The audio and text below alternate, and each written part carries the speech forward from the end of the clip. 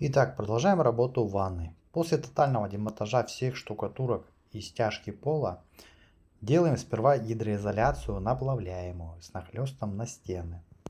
Далее выставляем штукатурные маяки с соблюдением прямых углов. Грунтуемся и набрасываем раствор. В ванной, если позволяет основание, лучше использовать цементный раствор.